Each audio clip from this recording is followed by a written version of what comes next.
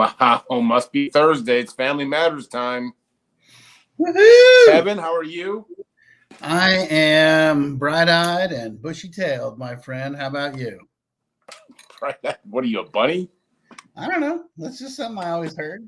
Bright-eyed and bushy-tailed. I'll take it. But Yeah. doing well. Well, you made it through hurricane. Everything's good?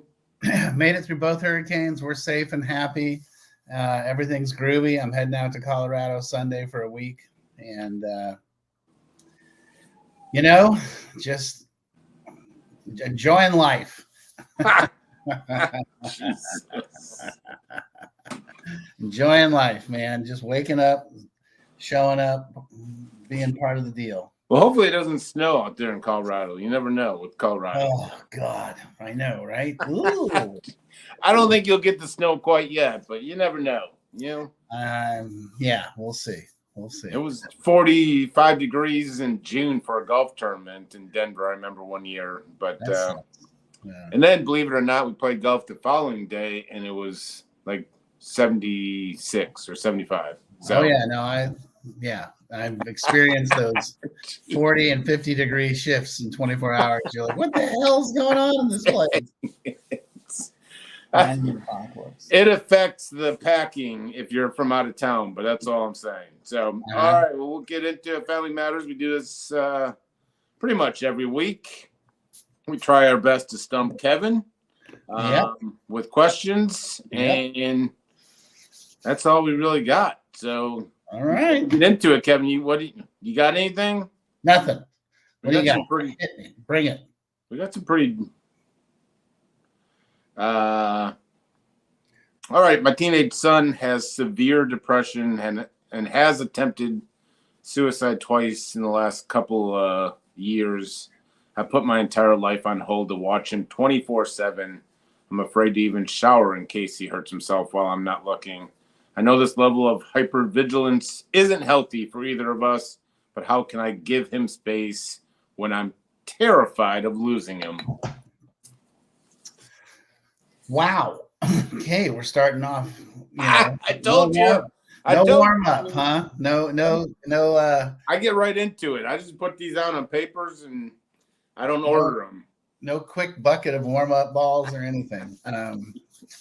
That's a tough one, right? I mean, that's one of those things where you have to kind of consider what your prospects are there. And so if we're talking about someone that's truly suicidal, what I would tell you is that you got to start looking into, and this is a terrible thing to look into, but taking a look into the resources of having someone committed.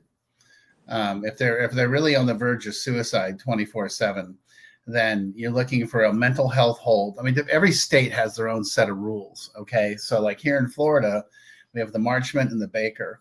And so for someone like that is truly at harm to themselves, that's what they need to do. She needs to look into that sort of thing, depending on where she lives. My perspective would be, you can't live the rest of your life trying to take care of this person and solve their problems.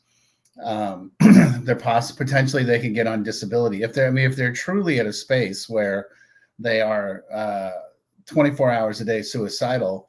Then I would say you can probably look into disability, Medicaid, Medicare, depending on the scenario. Every state has a different set of rules. But if you're going to put that kind of time and effort into it, I would contact an attorney and find out what your options are and where to go from there, and then talk to your local county mental health facility and see what your options are there as well. So, that's the best I can tell you. I mean, I would say, having worked in that environment for 3 years in community mental health, you can't spend the rest of your life monitoring somebody else. You're going to have to bring in some help. So, and I can already tell you, I know all the arguments that are going to come back. The mental health, they don't offer anything. That's too hard. This is too difficult. Okay, well then you're making a choice to spend the rest of your life babysitting this person, and that's fine if that's your choice. But you're going to have to. My perspective would be start looking outside the box for help and what's available. Good. And so, I'll go off script and, you just read or you hear it on the phone. suicide thoughts, suicide, and maybe even attempts. I mean, just in general, like maybe from a family's perspective, and I know everything, there's a lot more information that goes into it, but how do when someone's in destructive behaviors and addiction or whatever it may be, when you hear the word had thoughts of suicide or maybe have attempted, in years ago, like where are you within the concern rate? When is it a matter of how long has it been, or is it current thought process? What really goes into that? There's actually like three elements to it, and again, this is something where I lived in this world for a long time. The first thing is what we call ideation, which is, so it can be anything from just saying, I'm having a bad day and I'm going to kill myself, or I'm frustrated, or I have anxiety, or XYZ, therefore I'm going to kill myself. So that's just the ideation. Okay. And then the next thing is what we call like intent, which is I have the ideation and this is how I'm going to do it. I have a plan of how I'm going to do it. And that's when, all of a sudden things start to kick in. It's like, okay, I hear you. And I mean, I've had clients say, I feel this way. I feel awful. I feel terrible. I mean, I don't mean that, but this is how I feel. I'm like, no, I get it. It's okay to say that. I'm not going to, call the ambulance on you. But then, when we start talking about, suicidal ideation, suicidal intent, and then methodology and access to the intent, like I am going to go home and shoot myself because I have a gun at home. Okay. So that's, the game's over. I'm calling the police. We're going to do a well check on you right now, or I'm going to put you on a mental health hold right now, because you've expressed intent and ideation and methodology, and you have access to those methods. So I'm not going to let you, walk out the door without that opportunity. So that's where I come from on that perspective. That's kind of how it works. It's, something that we're trained into as licensed therapists of how to approach this and how to respond to this and what to do and what not to do. And, that's really what it comes down to. And so we look for ideation, methodology and intent or intent and methodology. And if those things are being matched and created, then we go we take steps at each stage, if it's the ideation of someone expressing their feelings, and they understand what's going on and where they're at and what's happening, then we go from there. And then we started that conversation. Okay, so tell me what's going on. Why do you feel that way? Okay. And then, so do they take it to the next step? Well, I have a jar of pills at home I've been saving for this occasion. Okay. So now we're talking about another thing. So a good therapist will sort of work with the client and walk through that process. Yeah, because it is that word. I mean, that kind of very few words kind of create fear instantly when you hear it, though. All right. My best friend is bulimic, and I've become obsessed with monitoring her eating habits, constantly checking to see if she's purging, and I feel responsible for every pound she loses. Here's the key here, too. I've gained weight myself because I eat with her to encourage her to keep food down. How do I step back when I feel like her recovery is my responsibility? And I would probably say you gain weight just on the anxiety and kind of the codependency aspect to it, if I had to guess. I'm sorry. I think I missed the question. So how do I step back when I mean, it's basically one of these, it's a best friend. More often than not, we get a family member, but she says, how do I step back when I feel like her recovery is my responsibility? Okay. Got it. Now I got lost in the other stuff. Yeah. So, well, that's one of those things where you're going to have a heart-to-heart with your friend and just say, hey, look, I need to let you know that I love you and I care about you and I support you, but I can't be your therapist. I can't be your sponsor. I can't be the person, I can't do those things for you. You're going to have to I can help you find those people. I can help you go to meetings. I can help you find a therapist or find a program to work on your stuff. But that's not my responsibility, and I'm not trained for it. Yeah, and it's taking over my life, and it's okay to have that conversation. I mean, that's one of those conversations tend to be the ones where it kind of, your real friends are going to put the cards on the table, and just say, hey, I love you, but this isn't working for me. You're drinking too much. Your eating's out of control. You act out sexually. You do these things that make me really scared about your welfare, and I think you need some help. But I can't be the help. Yeah.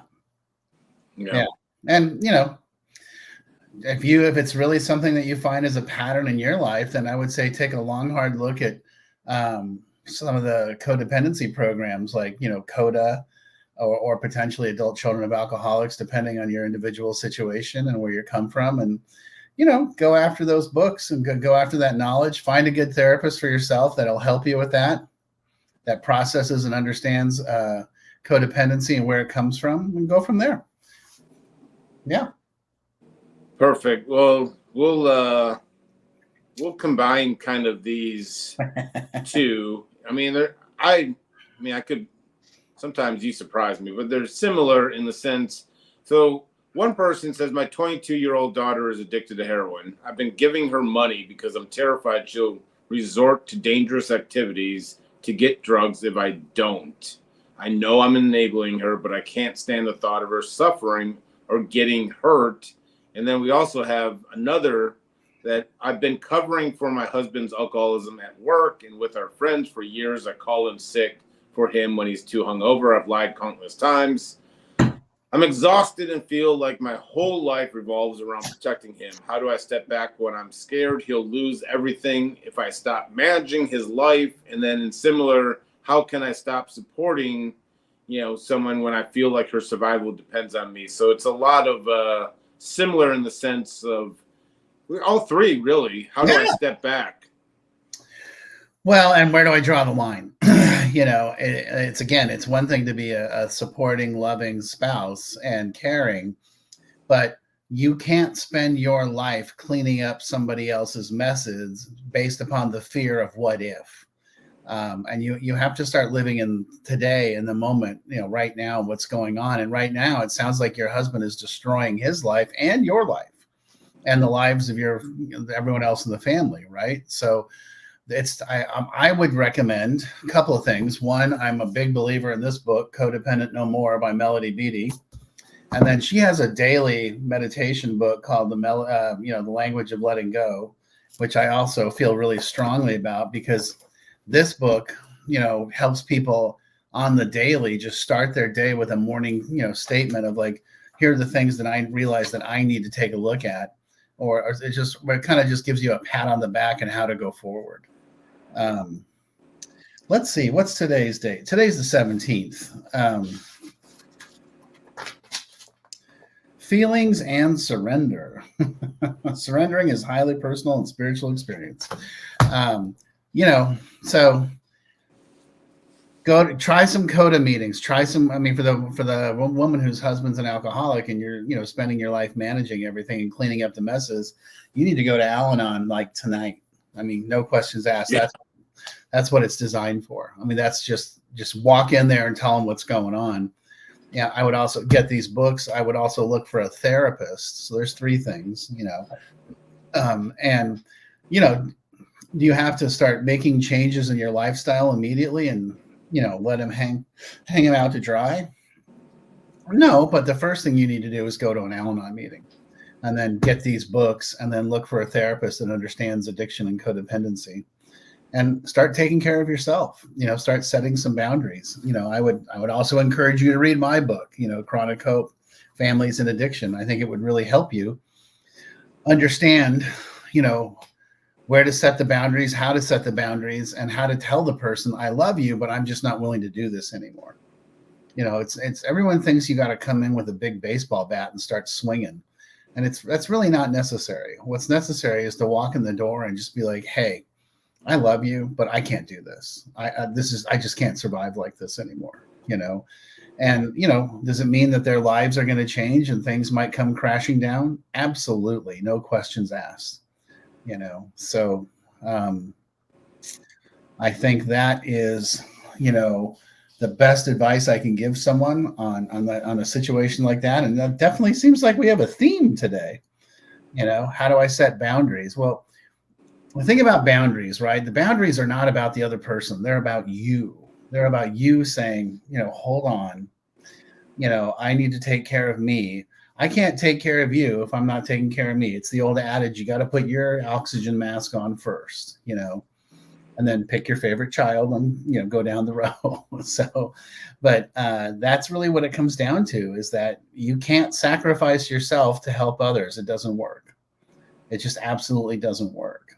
And I know it sounds simple and I know it's hard, but you got to start somewhere. And the way I would start is at least try an Al-Anon meeting and see how it goes. See what you think. Well, that daily meditation book is a lifesaver for a lot of families I know. But I mean, it's, you're right. Theme. We get these probably each and every week and so forth. And it's about how do I step back, and all the situations are, whether it's finances or love and attention. I mean, it's families are right in the cycle of this, the whole time. And it's just a reminder for me. It's not just the addicted loved one. It's how families alter themselves. And in most cases, like, communication seems to be the first thing that kind of gets thrown out the window. There seems to be lack of communication when you say, like, just literally sitting down with them and expressing your fears and whatever it may be. It just seems like people aren't doing the old sit down and talk with your loved one. Is that true, do you think? Yeah. I mean, I think I would suspect that they feel that they've tried that, and they're in some sense, and that they feel like it hasn't worked. But a lot of times what I find is that once they get some education on the process and understanding around it, and that it's easier to sit down and talk to their loved one. But when you sit, you're like, you're a mess. You're drunk. I'm spending my life cleaning up. And that's not a conversation. Yeah. Well, boundaries are key. I mean, maybe the theme today, but boundaries are key. And like I always remind families, if you're going to say it, make sure you follow through on it.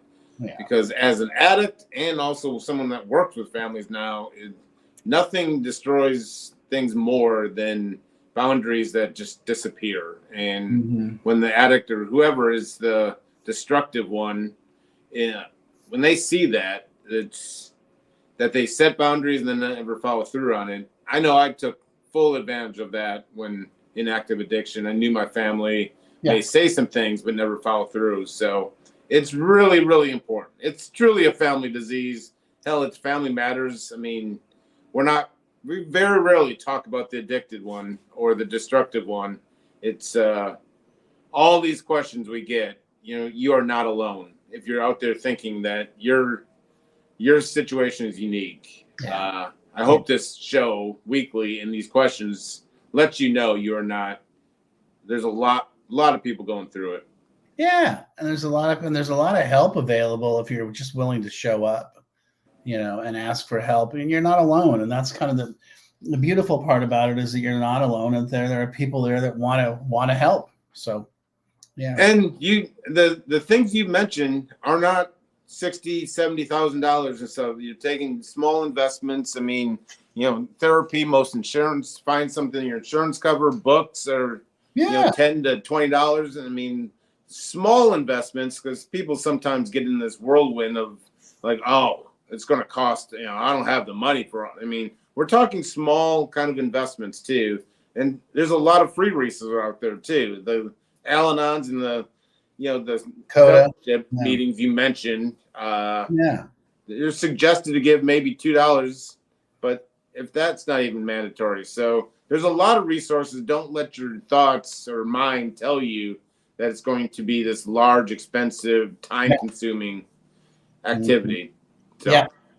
Yeah, absolutely, 100%. I mean, you can start with going to a meeting. You can start with reading the books, and you can and just start on that process, and that's going to cost you next to nothing. So I heard you say start a lot. I mean, that's one thing that gets overlooked is just starting. Like, yeah, whatever it is, just start it and then follow through on it. Because, I mean, how many diets have I been through in the years? I was tell you, I never really stuck with anything. So, and then I complain that I'm out of shape. So yeah, start it and follow through on it, and you'll find you're not unique. So you're not alone, and people there to support you. So that's the truth. That's truth. Well, you did good. We didn't stump you, but the quest continues. A lot of good conversations, though.